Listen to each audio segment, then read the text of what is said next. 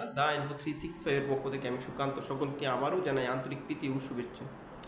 আজ আমি বাড়ি থেকে অফিসে আসার পথে জেআরবিটি অফিসে গিয়েছিলাম। তো যেহেতু জেআরবিটি অফিসে গিয়েছি, তাহলে জেআরবিটিকে নিয়ে আজ কিছু বলছি। তো জেআরবিটি অফিসে যাওয়ার পরে দেখতে পারলাম যে জেআরবিটির ট্যুর সম্পর্কে জানতে পারলাম। জেআরবিটি ট্যুর নিয়ে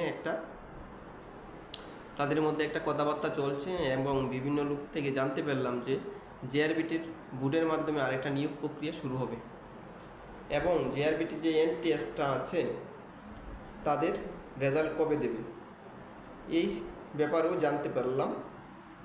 হয়তো এই মাসের 15 তারিখের মধ্যেই জেআরবিটি এমটিএসদের মেরিট লিস্ট ঘোষণা করা হবে এবং আগস্টের মাধ্যমে নিয়োগ প্রক্রিয়া প্রসেস কমপ্লিট করা হবে।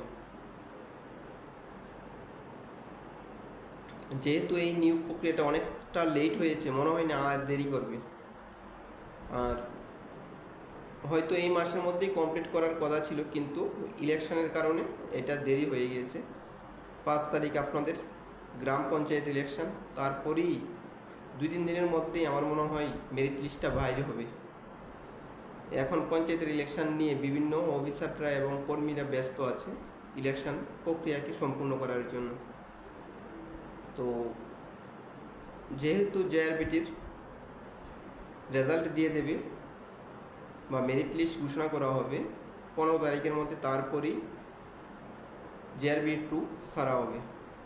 তো জেআরবিটি 2 কোন কোন দপ্তরে ছাড়বে সেটাও জানতে পারলাম, মানে কোন কোন দপ্তরে নিয়োগ প্রক্রিয়া হবে জেআরবিটির মাধ্যমে, জেআরবিটি 2-র মাধ্যমে। 1 নম্বরে আছে সেটেলমেন্ট অফিস। এটা আমরা বিধানসভা ইলেকশনের আগে দেখতে পেলাম, সেটেলমেন্ট অফিসে কিছু লোক নিয়োগ করার কথা ছিল, সেটা সম্পূর্ণ হয়নি। তো এই ব্যাপারে কিছু বলছি। সেটেলমেন্ট অফিসে জেআরবিটি 2-র মাধ্যমে প্রায় 200 আমিন নিয়োগ করা হবে, যা জায়গা জমি মাপার জন্য নিয়োগ করা হয়। এছাড়াও জেআরবিটি 2-র মাধ্যমে আইটিআই ডিপার্টমেন্টের মধ্যে নিয়োগ করা হবে। ইন্ডাস্ট্রিয়ালিস্ট যে ত্রিপুরা ডিপার্টমেন্ট, মানে আইটিআই কলেজ, এইগুলিতে ক্লার্কের নিয়োগ করা হবে জেআরবিটি 2-র মাধ্যমে।